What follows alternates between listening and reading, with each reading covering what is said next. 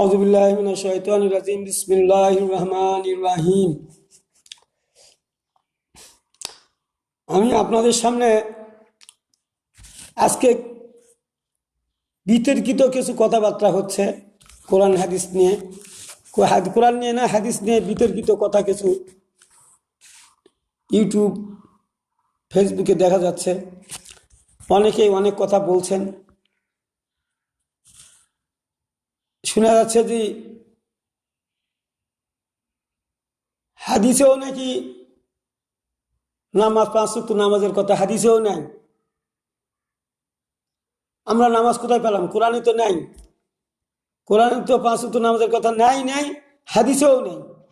তাহলে আমরা যদি নামাজ পড়ি, আমার একটা এখানে প্রশ্ন জাগলো যে তাহলে এই যে যেখান থেকে কোরআন শুরু হলো, সৌদি, মদিনা, মক্কা, মদিনায়, সেখানকার লোক 5 ওয়াক্ত নামাজ পড়ছে, ফরজ কত, সুন্নাত কত পড়ছে, এই ধারাবাহিকতা চালু আসতেছে। আমি আপনাদেরকে একটা জিনিস বুঝাই যে এই যে একটা জিনিস চালু আছে, তো একবারে তো সব মানুষগুলো মরে যায়। নতুন মানুষ জন্ম নিয়ে একসঙ্গে আসে না। এই কেউ মারা যাচ্ছে, কেউ থেকে যাচ্ছে, কেউ মারা যাচ্ছে, থেকেই যাচ্ছে, আবার নতুন প্রজন্ম হচ্ছে, তারা শিখতেছে, এইভাবে শিখতেছে। তাহলে 5 ওয়াক্ত নামাজ যদি হাদিস কোরআনে না থাকে, তাহলে আরববাসীগণ কেন 5 ওয়াক্ত নামাজ পড়ছেন? আবার বিশ্বের কোনো জায়গা তো ফরজ নামাজের ব্যাপারে কোনো ব্যতিক্রম দেখা যাচ্ছে না। অতএব যারা বলছেন যে কোরআনে নেই, হাদিসেও নেই, সেই ভাইদেরকে আমি বলবো যে শুনেন, আমি অনেক জিনিস আমিও গবেষণা করি, আপনারা যেমন করছেন আমিও করছি। কোরআনে স্পষ্টভাবে হয়তো নাই যে জহর ফজর একই সঙ্গে একই আয়াতে নাই, কিন্তু ছাঁটভাবে এই আয়াতগুলোকে যেমন বলা হয়েছে যে সূরা বাকারার মধ্যে বলা হয়েছে, যখন বেলাটা ঢলে পড়বে তখন তোমরা নামাজ পড়বে, তারপরে কিছু এক হয়ে গেলে নামাজ পড়বে, আসরের নামাজ পড়বে, তারপরে মাগরিবের নামাজ, এইভাবে কিছু কথা বলা হয়েছে। তো যাক, আমি ওই দিকে যাচ্ছি না, আমি একটা হাদিস পেয়েছি, সেই হাদিসটা আপনাদের সামনে তুলে ধরার জন্য চেষ্টা করছি যে আপনারা বিভ্রান্ত হবেন না। রাসূল সাল্লাল্লাহু আলাইহি সাল্লাম যে বলেছেন যে কিছুদিন পরে অনেক ভিন্ন মতভেদ দেখা দিবে, বিভিন্ন দলে মানুষ বিভক্ত হয়ে পড়বে। আর রাসূল বলছে ওই রকমভাবে বনী ইসরাইলদের দল হয়েছিল 72টা, আর আমার উম্মতের মধ্যে দল হবে 73টা। ওগুলা দল বাদে রাসূল বলছে আমার উম্মতের মধ্যেই দল হবে 73টা। সাহাবীরা বলল, হুজুর সব দলই কি জান্নাতে যাবে? রাসূল বলছেন না, একটি দল জান্নাতে যাবে। তাহলে সে দল কোনটি? রাসূল বলছেন মা আন আলাইহি আসহাবি, আমি এবং আমার খোলাফায়ে রাশিদিন। স্পষ্ট কথা বলা হয়েছে, হাদিস আছে খোলাফায়ে রাশিদিনের কথা বলা হয়েছে। খোলাফায়ে রাশিদিন হলো ওই 4 খলিফাকে বলা হয়, আবু বকর, উমর, উসমান এবং হযরত আলী রাদিয়াল্লাহু আনহু। এরা হলো খোলাফায়ে রাশিদের অন্তর্ভুক্ত। রাসূল সাল্লাল্লাহু আলাইহি ওয়াসাল্লাম এই কথা বলেছেন, যারা আমার মৃত্যুর পরে আমাদের সাহাবীর অনুসরণ করবে, আমার খোলাফায়ে রাশিদার অনুসরণ করবে, তারাই হলো 73 দলের এক দল, তারাই হবে জান্নাতের দল। তা আমি আপনাদের কাছে প্রশ্ন রাখি, যারা বলছেন যে হাদিস মানবেন না, তো আপনি হাদিস না মানলে এই কথাগুলো কোথায় পাবেন? আর নামাজ কত রাকাত কিভাবে পড়বেন, রুকু সেজদা কিভাবে করবেন, আপনি যাকাত দিবেন কিভাবে, যাকাত দিবেন কতটুকু হলে যাকাত দিবেন, কতটুকু মাপে আসলে যাকাত দিবেন, এগুলো জানতে গেলে রাসূলের হাদিস জানতে হবে না? আর একটা কথা, আমরা এটাও বেমালুম ভুলে যাই যে বলি, আচ্ছা কোরআনটা কার মাধ্যমে এসেছে, কার মুখের বাণী? কোরআনটা কার মুখের বাণী? এখন যদি আপনি বলেন আল্লাহর বাণী, না আল্লাহর বাণী তো ঠিক আছে, কিন্তু প্রশ্ন হলো এটা আমরা জানলাম কি করে? রাসূলের মাধ্যমে জানলাম। তো রাসূলের মুখ দিয়েই বাণী বাড়াইছে। তো রাসূল যেগুলা কথা বলিছে, আল্লাহ নিজেই বলছেন যে, রাসূলও বলছেন ইন আত্তাবু ইল্লা মা ইহা ইলাইয়া, আল্লাহ যা বলেন আমি তাই করি, নিজের থেকে কিছু করি না। আর আল্লাহ বলছেন মাইতুর রাসূলা ফাকাদ আতা আল্লাহ, যারা আমার রাসূলের কর্মকাণ্ড করে তারা তো আমার কর্মকাণ্ড করে। মানে অর্থাৎ আল্লাহ বলে দিলেন রসুল যত কাজই করুক না কেন সবগুলো আমার হুকুমেই করে। কুল ইন কুনতুম তুহিব্বুনাল্লাহ ফাত্তাবিউনি ইউহিব্বুকুমুল্লাহু ওয়া ইয়াগফির লাকুম যুনুবাকুম আল্লাহু গফুরুর রহিম। আল্লাহ এখানেও তো বলছেন, হে রসুল বলে দাও তোমার উম্মতদেরকে, কোরআনের আয়াত 31 নম্বর আয়াত সূরা ইমরানের, আল্লাহ বলছেন তোমার উম্মতদের বলে দাও তারা যদি আমাকে ভালোবাসে তাহলে তারা যেন তোমার কর্মকাণ্ডের অনুসরণ করে। তো রসুলের কর্মকাণ্ড অনুসরণ করতে গেলে আপনি কোরআনে তো সম্পূর্ণ রসুলের কর্মকাণ্ড তো কোরআনের মধ্যে নাই, তাহলে আপনি জানবেন কিভাবে? আল্লাহ যে বললেন যে রসুলের কর্মকাণ্ড করলে জান্নাত পাই যাবেন আর আমাকে ভালোবাসা হবে, তাহলে রসুলের কর্মকাণ্ড আপনি জানবেন কিভাবে? সবগুলাই যে হাদিস হতে হবে, তো ইতিহাস তো হতে হবে। এই যেমন 200 বছর ইংরেজরা শাসন করলো, 350 বছর 400 বছর মুসলমানরা শাসন করলো, তাদের পরে কে কি করলো, এগুলা যদি ইতিহাস লেখাই না হতো তাহলে আমরা তো কিছুই জানতে পারতাম না। কিছু কথা তাদের জীবনী তো লেখা হয়েছে, সেগুলো আমরা বিশ্বাস করি। আর রসুলের কথা হাদিস সাহাবিরা হয়তো তৈরি করছে, হয়তো কম বেশি ভুলভ্রান্তি থাকতেই পারে, তো ওরা ইচ্ছা করে তো ভুল করে কোনো কথা বলেন নাই। সাহাবিরা জেনে শুনে রসুলের থেকে কোনো হাদিস মিথ্যা বর্ণনা করে, এই বিশ্বাসটা তো আমাদের থাকতে হবে, এই বিশ্বাসটাও তো আমাদের থাকতে হবে। আর যখন তারা, এখনকার মানুষ যত বদমাইশ হয়েছে, যত মিথ্যা কথা বলে, কিন্তু তখনকার মানুষেরা এরকম ছিল না, তারা সত্যই বলতো, যেটা বলতো সত্যই বলতো, তারা মিথ্যা করছিল না, ধোঁকাবাজ ছিল না। এই কারণে ওই কথাগুলোর উপর আমাদের ঈমান আনতে হবে, বিশ্বাস স্থাপন করতে হবে। তাহলে রসুলের কর্মকাণ্ড আমরা জানবো কিভাবে? তো রসুলের কর্মকাণ্ড জান গেলে হাদিস নাই মানে তো ইতিহাস তো মানবে। ইতিহাসটাই যদি রসুলের সাহাবীদের মধ্যে আসে সেটাই তো হাদিস। রসুলের কাজকর্ম করে দেওয়া, দেখিয়ে দেওয়া, অনুমোদন দেওয়া, নিজে করে গেছেন, নির্দেশ করে গেছেন, না তো সবই হাদিস। রসুল যা করছেন, করে গেছেন, করার জন্য নির্দেশ দিয়ে গেছেন, না তো সবগুলাই হাদিস। তাহলে আপনি এটা মানবেন না কেন? এই যে কথাগুলো বলেন, এগুলো হলো মানুষের মধ্যে ভ্রান্তি ঢুকিয়ে দেওয়া। কাজেই হাদিসও মানতে হবে, তবে জয়ব তেঁতুলকে জাল আছে সেগুলোর ব্যাপারে সেটা আলাদা তো ব্যাপার আছেই, কিন্তু প্রশ্ন হলো আমার হাদিস তো আমাদের মানতে হবে, নাহলে আমরা তো রসুলের সম্পূর্ণ কর্মকাণ্ডের কোরআন থেকে পাবো না, কোরআন থেকে তো আমরা পাবো না। আর যদি কোরআন আপনি জানতে চান, রসুলের জীবনীকে জানতে হবে। কোরআন যেগুলো আপনি বুঝতে চান, রসুলের জীবনীকে জানতে হবে, রসুলের কর্মকাণ্ড বুঝতে হবে, সাহাবীদের কর্মকাণ্ড বুঝতে হবে, সাহাবীদের কিভাবে অনুসরণ করেছেন সাহাবীরা, সে ব্যাপারে যদি আমরা হাদিস না ঘাঁটি বুঝবো কি করে, জানবো কি করে, আমরা নিজেরা অনুসরণ করবো কিভাবে? এই মর্মে আমি একটা হাদিস আপনাদের সামনে বর্ণনা করতেছি। বুখারী শরীফের 950 নম্বর হাদিস, না বুখারী শরীফের না, এখানে হাদিসটা আমি পরে দিচ্ছি, আমি আগে বলি আগে একটা। সালাতে নীরব হলাম, বাকারা 238 নম্বর আয়াত দিয়ে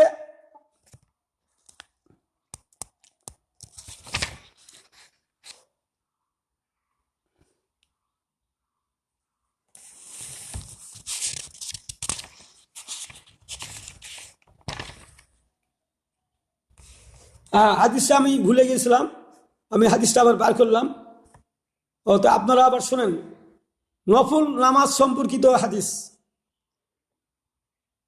1251 নম্বর হাদিস।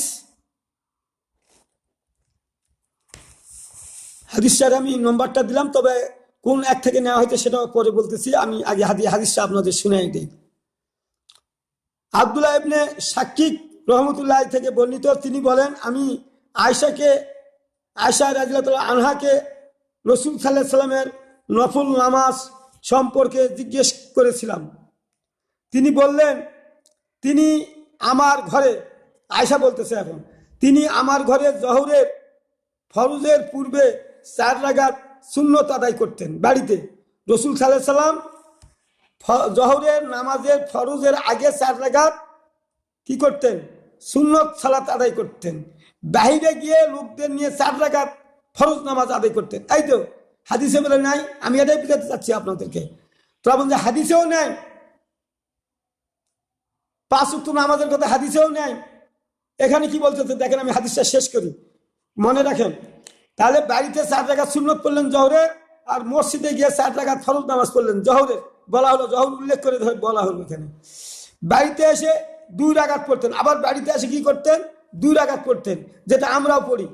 4 রাকাত পড়ি প্রথমে, তারপরে পড়ি ফরজের পরে 2 রাকাত করে সুন্নত পড়ি জহরে। তাহলে বাড়িতে আসে আবার 2 রাকাত পড়তেন। তিনি লোকদের নিয়ে এশার নামাজের কথা বলা হলো এখানে, তিনি লোকদের নিয়ে এশার নামাজের ঘরে এসে 2 রাকাত পড়তেন। তাহলে এশার নামাজ তিনি আগে পড়তেন, তার আগে সুন্নত পড়তেন না, তারপরে বাড়িতে ফিরে এসে 2 রাকাত সুন্নত পড়তেন। আচ্ছা, এছাড়াও তিনি রাতে বেতের সহ 9 রাকাত নামাজ পড়তেন। তিনি রাত্রে দীর্ঘক্ষণ দাঁড়িয়ে দীর্ঘক্ষণ বসে সালাত আদায় করতেন। যখন তিনি দাঁড়িয়ে কেরাত পড়তেন অবস্থায় সেজদা করতেন, বসা অবস্থায় আচ্ছা সেজদা করতেন, তারপর বসা অবস্থায় কেরাত পড়তেন। আচ্ছা, রুকু সেজদা করতেন। তারপর তিনি 2 রাকাত বাড়িতে এসে কি করতেন, সুন্নত আদায় করতেন। লোকদের নিয়ে 2 রাকাত ফরজ নামাজ আদায় করতেন। আবু দাউদের হাদিসটা হলো 1251 নম্বর হাদিস, 1251 নম্বর হাদিস। এটা হলো আবু দাউদের। আরও হাদিস আছে এর পক্ষে, সেখানে সব নামাজের কথা বলা হয়েছে। তাহলে আমি আপনাদের বুঝাচ্ছি, হাদিসটা এখানে নাই। হাদিসটা হলো এক বলছেন, আয়সা বলছেন রসুল জহরের নামাজের পূর্বে বাড়িতে 4 রাকাত নামাজ পড়ছেন, মসজিদে গিয়ে সাহাবীদের 4 রাকাত ফরজ পড়ছেন, বাড়িতে ফিরে আসে 2 রাকাত পড়ছেন। আসরের নামাজ তিনি বলছেন, আসরের নামাজ রসুল সাল্লাল্লাহু আলাইহি সাল্লাম মসজিদে গিয়ে সাহাবীদের নিয়ে পড়ছেন, বাড়িতে আগ পরে কোনো নামাজ পড়েননি।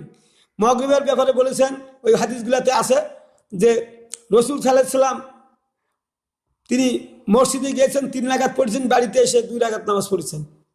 এশার ব্যাপারে বলা হয়েছে যে রসুল সাল্লাল্লাহু আলাইহি সাল্লাম এশার সময় তিনি মসজিদে গেছেন, 4 রাকাত নামাজ ফরজ পড়ছেন, তারপরে বাড়িতে এসে 2 রাকাত পড়ছেন। তাহলে এখানে নফল নামাজের কথা আমি বললাম যে প্রথমে দিন নফল নামাজ সম্পর্কে বলা হচ্ছে। তবে এই হাদিসটাতে নফল নামাজ হলো 12 রাকাত, যেটা আমরা সুন্নত হিসেবে পড়ি।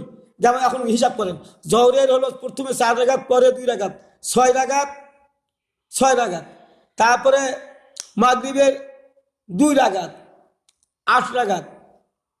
তারপরে এশার হলো 2 রাকাত, ফরজের পরে 2 রাকাত, 10 রাকাত। ফজরের পূর্বে 2 রাকাত, এই হলো 12 রাকাত নামাজ। এই নামাজটা আবার অন্য হাদিসে আসছে, এই 12 রাকাত সুন্নত যারা পড়ে নিয়মিতভাবে, তাদের জন্য আল্লাহ জান্নাতে ঘর নির্মাণ করেন। আবার যে হাদিসগুলোতে আরো আসছে, যে হাদিসগুলোতে যে বলা হয়েছে যে মানুষের ফরজের কোনো যে ঘাটতি থাকে তাহলে নফল দ্বারা পূরণ করবে। এই নফল দিয়ে, অন্য নফল নয়। এই যে 12 রাকাত তো আমরা সবাই নিয়মিত পড়ি, 12 রাকাত নামাজ আমরা সবাই নিয়মিত পড়ি, সবাই পড়ি। তো এই যে 12 রাকাত পড়ি, এর জন্য তো আমাদের ঘর নির্মাণ হচ্ছে, আবার এগুলা দ্বারা আমাদের ফরজের ঘাটতি হলে এক হবে। অন্য নফল নামাজের কথা নয়। আমরা অনেক মানুষ অনেক নফল নামাজ পড়েন, তখন জিজ্ঞাসা করলে তারা এইভাবে বলে যে এগুলাতে আমাদের হলো ফরজের ঘাটতি পূরণ করবে না, ওগুলা সুন্নত দিয়ে নয়। এখানে হাদিস দিয়ে স্পষ্ট জানা যাচ্ছে। আমি আমার ভিডিওগুলা ধারাবাহিকভাবে শুনবেন, আমি এগুলা সবগুলা নম্বর এবং হাদিস দিয়ে এক করবো। আমি তো সব হাদিসগুলা সন্নিবেশিত করেছি এবং আমি আলাদা কিতাবে লিখেছি। আমি লেখার কারণে এগুলা আমাদের বিচ্ছিন্ন হয়ে আছে, আমি এক জায়গায় করতে পারি নাই, আমার বয়স হয়ে গেছে, আমি এগুলা আনতে পারতেছি না। তো আমি আপনাদের এগুলা হাদিস দিয়ে বলবো, যেগুলা বললাম এগুলো সব হাদিসের কথা বললাম। তাহলে আমাদের যে ফরজের ঘাটতিটা পূরণ হবে এই 12 রাকাত নামাজ দিয়ে, যেটাকে আমরা সুন্নত নামাজ বলি, যেটা নামাজকে আমরা সুন্নত নামাজ বলি। এটাই কি ফরজ বাদে সব কিন্তু নামাজই কিন্তু নফল বা সুন্নত। নফল বললে বললেন, না বললেন সুন্নত। সবগুলাই সুন্নত, সবগুলাই নফল, এটাই হলো নিয়ম। তো এখন আমি বুঝাতে চাচ্ছি যে ভাইরা বলেন যে হাদিসেও নামাজের কথা নাই। নামাজের কথা আছে রে ভাই, আরো অন্য হাদিসে আছে। আপনারা ওইভাবে বর্ণনা করলে মানুষেরা বিভ্রান্ত হয়ে পড়ে, মানুষের বুঝার সমস্যার সৃষ্টি হয়। এক একজনে এক এক কথা বললে তখন ভালো মানুষেরও মনটা খারাপ হতে পারে। আপনারা রিসার্চ করছেন ভালো, কোরআন হাদিস গবেষণা করার জন্য আল্লাহ বলেছে করতেছেন ভালো, হাদিস নিয়েও গবেষণা করেন। আপনি কোনটা জাল হাদিস কোনটা সেই হাদিস বের করেন, আপনি বের করেন। কিন্তু বের না করে আপনি মানাই যাবেন হাদিস, এই ধরনের কথা বললে আপনি তো কোরআনটা মানবে কিভাবে? যেহেতু আল্লাহ বলেছে। আর আয়সার হাদিস দিয়ে আরো বলা হচ্ছে, আয়সাকে বলা হয়েছিল, মা আয়সা রসুলের চরিত্র কি, রসুলের জীবনে কি কি করেছেন, তার কর্মকাণ্ড কি? তখন আয়সা বললেন, তোমরা কি কোরআন পড়ো না? বলে পড়ি। তো কোরআন যা আছে রসুলের চরিত্র তাই আছে। তাহলে যেহেতু আয়সা এই কথা বললেন যে কোরআন যা একটাই, তাহলে রসুলের জীবনী আপনি খুঁজবেন না। আর রসুলের জীবনী খুঁজতে গেলে আমরা বহুদিন পরের আমরা এসেছি, আমরা তো ১,৫০০ বছরের উম্মত। তা আমাদেরকে হাদিস খুঁজতে হবে না, বা ইতিহাস খুঁজতে হবে না? আচ্ছা হাদিস নাই বলেন, ইতিহাস খুঁজতে হবে না, নাহলে আমরা পাবো কিভাবে? তা আপনি এগুলাকে অস্বীকার করলে আমরা তাহলে রসুলের তো হয় না। একই মুখ দিয়ে হাদিসে আসছে রসুলের, একই মুখ দিয়ে কোরআনে আয়াত নাযিল হয়েছে। আপনি একটা বিশ্বাস করবেন, একটা বিশ্বাস করবেন না। এটা নিয়মতান্ত্রিক ধারায়, সভ্য ধারায়, কোনো নিয়ম নীতির ধারায় পড়ে না। কেন মানবেন না আপনি? এটা আপনার কথাটা কি নিয়ম নীতির ধারায় পড়ে যে আপনি হাদিস মানবেন না? কোনো নিয়ম নীতির ধারায় আপনার এই কথা মানায় না। আপনাকে অবশ্যই অবশ্যই রসুলের কথা, যখন কোরআন মেনে নিয়েছেন, রসুলের মুখের কথা হাদিসগুলো আপনাকে মানতে হবে। আপনি মানবেন না, এ কথাটা আপনার এক করে কথা। আর এখানে আল্লাহ হুজুরাতের মধ্যে বলা হচ্ছে যে আল্লাহ বলছে, হে ইমানদারগণ, তোমরা আল্লাহ এবং রসুলের কণ্ঠস্বরের উপর নিজের কণ্ঠস্বর উঁচু করো না। তোমরা নিজেদের মধ্যে যেভাবে কথা বলো রসুলের সঙ্গে সেভাবে উচ্চস্বরে কথা বলো না, কারণ তোমরা জানো না। কারণ তোমরা যদি এইভাবে কথা বলো তাহলে তোমাদের অজান্তেই তোমাদের আমলগুলো ডিলেট হয়ে যাবে, ব্যর্থ হয়ে যাবে, কিন্তু তোমরা বুঝতে পারবে না। তাহলে আপনি এই কোরআনে আয়াতটা মানবেন না? তাহলে আপনি রসুলের হাদিসকে যদি না মানেন তাহলে আপনার আমলগুলো ডিলেট হয়ে যাবে না? আপনি ওভাবে বলেন কেন? আপনি বার করেন, যাচাই করে বার করেন কোনটা জাল জয় হাদিস, ওগুলো বার করেন। আপনি হাদিস মানেন না, এই কথা বললে আপনার তো ঈমান থাকার কথা নয়। এই আয়াতের মাধ্যমে ঈমান থাকার কথা নয় আপনার।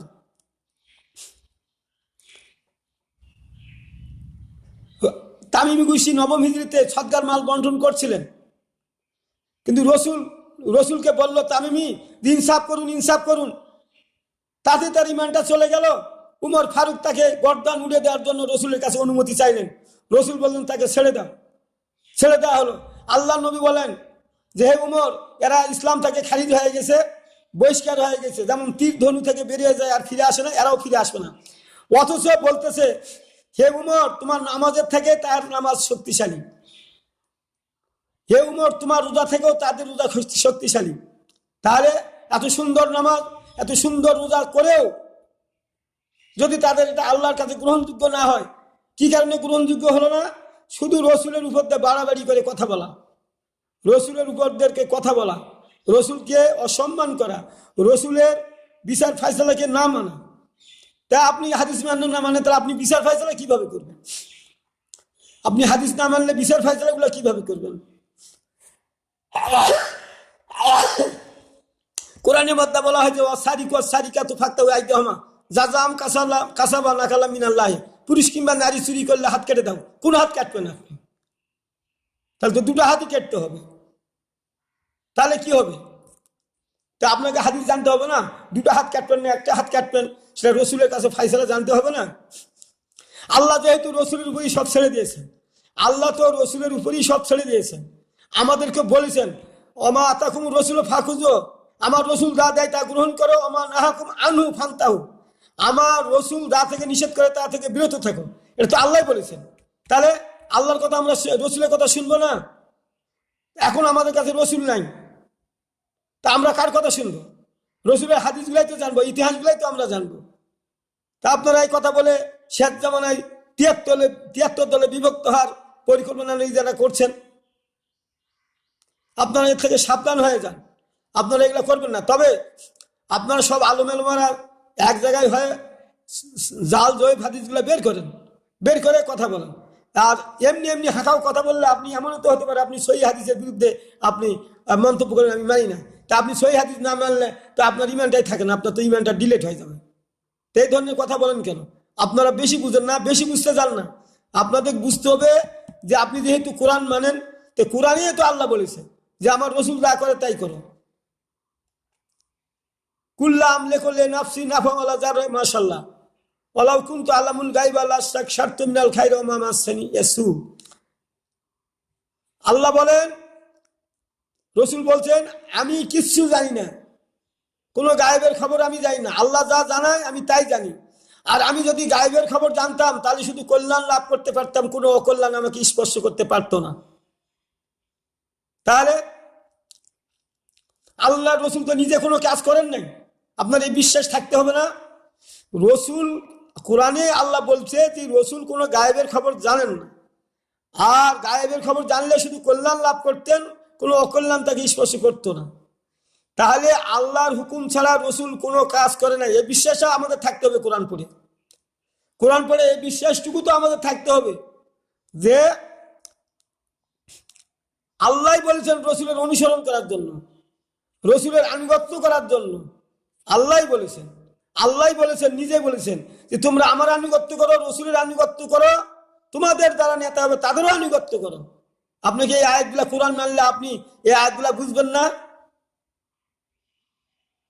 আপনারা বিভ্রান্ত সৃষ্টি করবেন না। আপনাদের বুঝতে হবে মক্কা মদিনায় 5 ওয়াক্ত নামাজ জারি আছে, এখনো চলছে, ভবিষ্যতেও চলতে থাকবে। এটা কোনোদিন এক হবে না, কারণ ধারাবাহিকতা আছে।